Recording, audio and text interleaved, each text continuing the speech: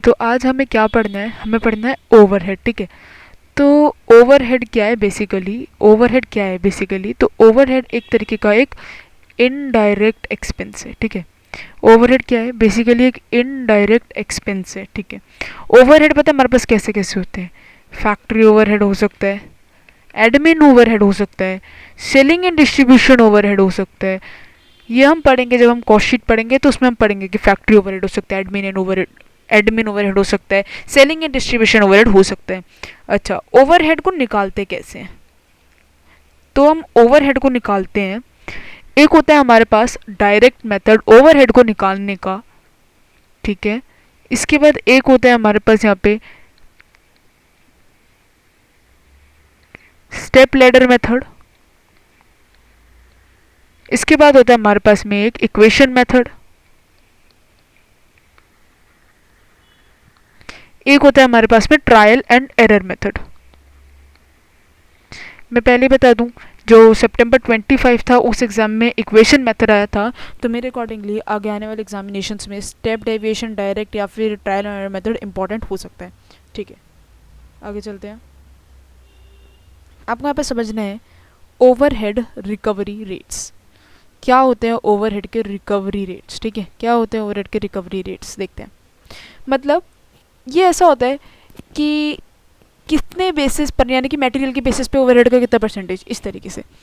जैसे फर्स्ट वाला ये ना कि मटेरियल के बेसिस पे ओवरहेड का कितना परसेंटेज, तो ये परसेंटेज बेसिस पर है। क्यों? क्योंकि ऊपर क्या है बजटेड ओवरहेड, नीचे क्या है डायरेक्ट मटेरियल कॉस्ट, राइट।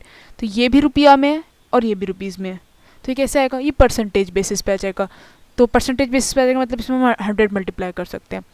अगला है डायरेक्ट लेबर कॉस्ट परसेंटेज। क्यों? क्योंकि यहाँ पे भी कॉस्ट है, यहाँ पे भी ओवरहेड है, तो ये भी परसेंटेज में आएगा, तो उसको मल्टीप्लाई बाय 100 कर सकते हैं। ये भी प्राइम कॉस्ट है, ये भी कॉस्ट है, तो ये भी इसलिए परसेंटेज आता है, मल्टीप्लाई बाय 100 कर सकते हैं। ठीक है, तो डायरेक्ट मटेरियल कॉस्ट का परसेंटेज क्या बन गया, budgeted overhead divided by direct material cost. Direct labour cost percentage क्या बन गया, budgeted overhead divided by direct labour cost. And ऐसे प्राइम कॉस्ट का budgeted overhead divided bye budgeted prime cost. ठीक है, अगला है मेरे पास यहाँ पे यूनिट कॉस्ट मेथड। ठीक है, तो यूनिट, ये यूनिट है, यानी कि कितनी यूनिट्स प्रोड्यूस्ड हुई, तो ये आता है रुपीस पर यूनिट। ठीक है, क्योंकि ये तो रुपया में है, लेकिन ये तो यूनिट्स में है, तो ऊपर नीचे सेम नहीं, इसलिए ये परसेंटेज में नहीं निकल सकता है। ठीक है, अगला चलते हैं लेबर आर रेट मेथड। ठीक है, लेबर आर रेट मेथड, तो ये भी आर्स में निकलेगा और ये ऊपर वाला कॉस्ट में है, ये आर्स में है, तो ये भी नहीं निकलेगा, तो रुपीस पर लेबर आर। ठीक है, next machine hour rate method, तो ये भी मशीन आर रेट मेथड है। ठीक है, जब मशीन आर रेट मेथड है, यानी कि मशीन के आर से है और ऊपर ओवरहेड का कॉस्ट है, तो फिर से बोलूँ तो रुपीस पर मशीन आर निकलेगा, राइट। चलो इसके बेसिस पे क्वेश्चन कर ले, समझ में आ जाएगा सब कुछ। They are asking the following information relates to the activities of a production of a department in a factory. जैसे material use 72,000, direct wages 60,000, material use 72,000, hours of machine operation, labour hours worked, overhead chargeable to the department on one order carried out in the department during the period are relevant data were. जैसे कि material used, labour hours, direct wages, machine hours. हमको क्या क्या चीज़ें निकालनी है, हमको यहाँ पे 3 things we need to find out. First one is the direct labour hour method से क्या रिकवरी, ओवरहेड के रिकवरी रेट्स निकालने हैं। डायरेक्ट लेबर आर मेथड से, लेबर कॉस्ट रेट मेथड से, and machine hour rate method से। चलो देखते हैं कैसे निकलेगा। सबसे पहले हमारे पास यहाँ पे डायरेक्ट लेबर आर रेट। ठीक है, सबसे पहले हम निकालते हैं डायरेक्ट लेबर आर रेट। कैसे निकलेगा, overhead divided by direct labour hours. Now overhead कितने मेरे पास, ओवरहेड मेरे को क्वेश्चन में दे रखे थे, ये रे।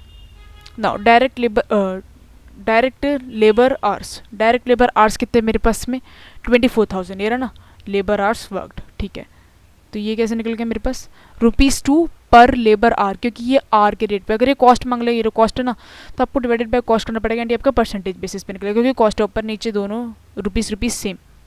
ठीक है, तो लेबर की कॉस्ट कितनी, ये रहा 60,000। ठीक है, ऐसी मटेरियल की देख लो आप कितना 72। नेक्स्ट देखना,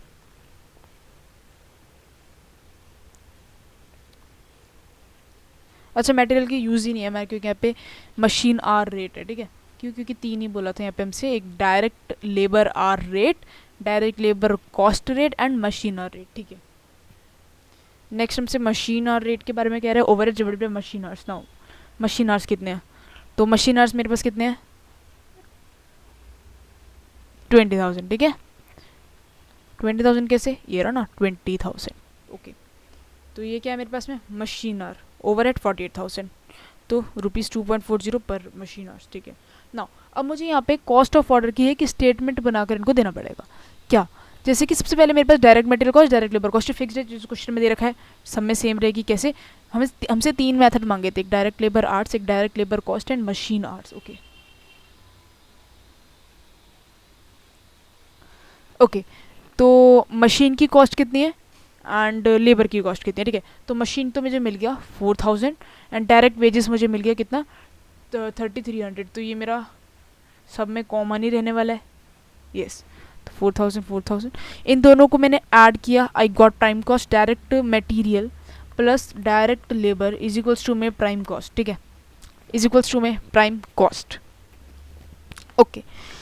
इसके बाद मुझे यहाँ पे ओवरहेड्स ऐड करने पड़ेंगे। ओवरहेड्स कितने, जैसे डायरेक्ट लेबर आर्स की बात करूँ तो लेबर आर कितने हैं, मैंने देखा तो ₹2 पर लेबर आ रहे हैं, तो मैंने इसको मल्टीप्लाई कर दिया ₹2 से, लेकिन क्वेश्चन में कितने दे रखे थे उसके अकॉर्डिंगली मुझे चलना पड़ेगा, राइट। तो मुझे लेबर आर्स की बेसिस पे पहला है, तो लेबर आर्स ये रहे 1650, ठीक है, 1650 labour hours. Now direct labour की कॉस्ट, क्योंकि डायरेक्ट लेबर कॉस्ट के बेसिस पर है, डायरेक्ट लेबर कॉस्ट ये 80% of the direct labour cost, कितना 80% of the direct labour cost, direct labour cost ये इसका 80% मैंने ले लिया। Now next one is the machine hour, तुम ये मशीन आर है 1200, देखते हैं मशीन आर है क्या 1200, yes you can easily see 1200 machine hour है। इसका मुझे लेना पड़ेगा यहाँ पे 2.40, क्यों? क्योंकि क्वेश्चन में हमने निकाला था कि 2.40 पर मशीन आर, वेरी गुड। तो मेरे पास टोटल कॉस्ट निकल कर आ गई, ये मैंने कैसे निकाला था डायरेक्ट लेबर आर्स के बेसिस पे, ये मैंने कैसे निकाला था डायरेक्ट लेबर कॉस्ट के बेसिस पे, ये मैंने कैसे निकाला था मशीन आर्स के बेसिस पे, राइट। एक चीज़ और समझना ज़रा मेरे साथ, statement of machine hour rate, जो मशीन आर होता है क्या इतने में ख़त्म हो जाता है, नहीं, मशीन आर थोड़ा सा बड़ा है। जैसे कि यहाँ पे मशीन आर मेरे पास दो तरीके में बटा हुआ है, एक है फिक्स्ड और स्टैंडिंग चार्जेस एंड एक है मेरे पास वेरिएबल चार्जेस, ठीक है। जब आप सर्विस कॉस्टिंग करोगे तो बहुत यूज़ होता है ये फिक्स्ड वगैरह, ठीक है। तो रेंट, इंश्योरेंस, सैलरी, इलेक्ट्रिसिटी, हाँ ध्यान रखना पावर इज़ वेरिएबल, ठीक है। Repair and maintenance and depreciation is fixed expense, okay.